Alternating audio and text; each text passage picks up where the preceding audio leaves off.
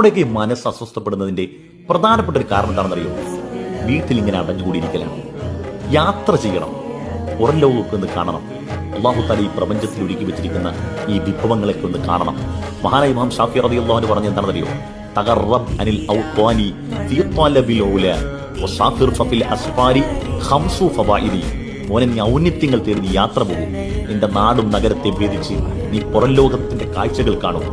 എന്നാൽ 5 ഗുണങ്ങൾ നിനക്ക് ലഭിക്കും. തഫറൂജു ഹമ്മിൻ വക്തിസാബു മഈഷ. അതിൽ ഒന്നാമത്തത് നിന്റെ മനസ്സിലെ ടെൻഷനൊക്കെ അങ്ങ് മാറി കിട്ടും. രണ്ടാമത് നിനക്ക് ജീവിതത്തിന്റെ വരുമാന മാർഗങ്ങൾ അള്ളാഹു തുറന്നു തരും. വഇൽമുൻ വആദാബുൻ വസ്വഹ്ബത്തു മാജിദി. നിനക്ക് വിവിധ കോണുകളിൽ നിന്ന് വിജ്ഞാനം ലഭിക്കും. അതോടൊപ്പം നല്ല മര്യാദയുള്ളവനാകും. വസ്വഹ്ബത്തു മാജിദി. വിവിധ കോണുകളിൽ നിന്നുള്ള ഉന്നതരോടൊപ്പം സഹവസിക്കാനുള്ള ഭാഗ്യവും.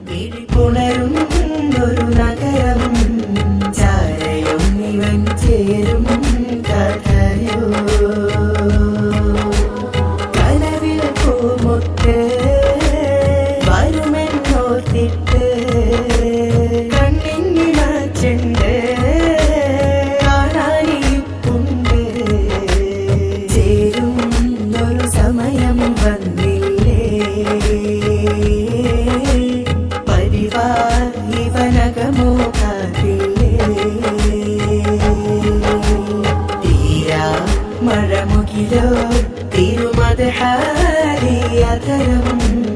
ഇരയും പ്രളയത്തിൻ വഴിയോ